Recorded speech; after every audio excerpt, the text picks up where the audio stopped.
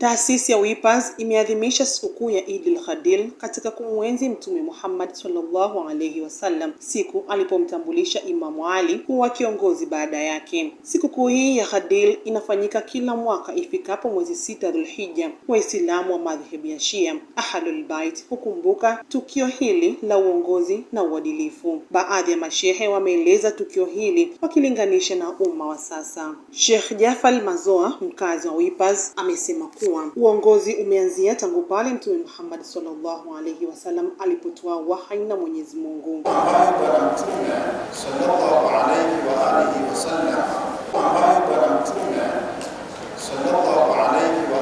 wasallam alimaliza ibada yake ya hija na akawa anarudi kutoka Makka kurudi katika mji wake wa Madina, yeye pamoja na mahujaji mbalimbali.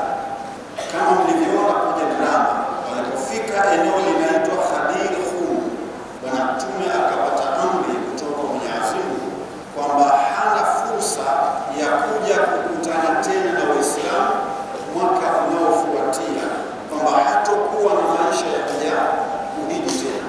Kwa hiyo lazima aweke msingi wa uongozi baada yake. Amri ikamjia afanye hivyo, naye akawakusanya Waislamu wote akawaambia, inni ushaka an udaafa ujib, haba mimi nachelea, wakati wowote nitapewa wito na Mwenyezi Mungu, muda wote nitafariki, fa ujib, na nitakuwa na wajibu wa kuitikia wito wa Mwenyezi Mungu. Kwa hiyo akaanza kuhusia mambo mbalimbali. Tukio hili linafahamika kama hijjatul wadaa, hija ambayo Bwana Mtume aliagana na Waislamu hata tabia zako binafsi. Ameendelea kwa kusema kuwa shindwa kuongoza hata tabia zako, kwa sababu nadharia ya uongozi kwako ni kwa yule mwenye title.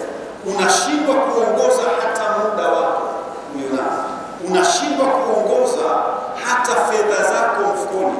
Unapokuwa na fedha, wewe ndio zinakuongoza baada ya wewe kuongoza. Ni kwa sababu tumeshindwa kujua nini maana ya uongozi kwenye nadharia ya Kiislamu. Hii ni nukta muhimu sana. Kwa hiyo hapo ulipo ni kiongozi, na ukiwa hujui uongozi wako unahusu nini, ina maana umeshindwa kuongoza hata mwenendo tu wa tabia zako vile zinavyotaka. Mtu wa namna hiyo inakuwa ni rahisi kuongozwa, ni rahisi kuchukuliwa na mawimbi akashindwa kuwa na msimamo wa mwenendo wake. Lakini nadharia ya pili katika Uislamu, ndugu zangu, uongozi ni collective system, ni an-nidhamul jamai, ni mfumo jumuishi. Kwa hiyo wewe ukiwa ni Muislamu hutakiwi kumlaumu mwingine kwa sababu ya tatizo au kasoro fulani. Bwana Mtume anasema kullukum ra'in wa kullukum mas'ulun an ra'iyatihi. Nyote ni viongozi, nyote ni viongozi.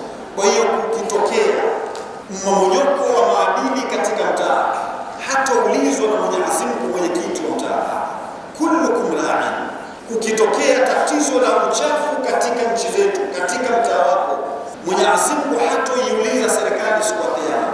Kwa sisi katika maisha yetu tangu ni wadogo vijijini tumekuwa, kila tukiamka siku naona mama zetu kila mmoja anafagio kutoka nje anafanyia. Ilikuwa ni jukumu la serikali.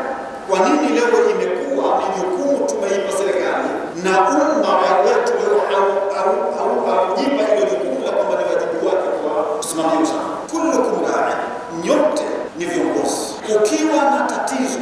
Naye kwa upande wake Sheikh Musa Kalope, mkazi wa Kibaha wa Pwani, amesema ili uwe kiongozi bora unapaswa kuwa mwadilifu na mkweli kama Imam Ali. Kwa sababu faida ya kwanza, kiongozi lazima uwe mwaminifu. Ili uwe kiongozi lazima uwe mwaminifu. Cha pili, lazima uwe ni mkweli kwa watu. Sasa hapa tunajifunza kupitia Imam Ali, tunajifunza ukweli, tunajifunza uaminifu, pia tunajifunza uchamungu aliokuwa nao. Kwa umma wa Kiislamu lazima kipindi unachagua uongozi, lazima uwachague viongozi ambao ni sahihi. Sio tu kwamba kila mtu ana uwezo akawa kiongozi katika jamii. Hilo swala linakuwa haliwezekani. Kwa sababu pia kuangalia viongozi wengi, mtu anaweza kuta anachagua kiongozi tu kutokana labda ana uwezo wa kuongea, anaweza kuchukua kiongozi kutokana labda na uwezo wa kifedha, lakini kwa Uislamu unahitaji hivyo. Tunahitaji viongozi ambao ni imara, viongozi ambao ni thika, viongozi ambao waaminifu. Sio kila mtu tu anaweza kushika uongozi. Hapana, hizo ni faida chache ambazo tunapata kupitia tu siku ya Ghadir. Kila mtu anapaswa kuwa kiongozi. Nikiripoti ni mimi Aisha Musa wa A3 FM.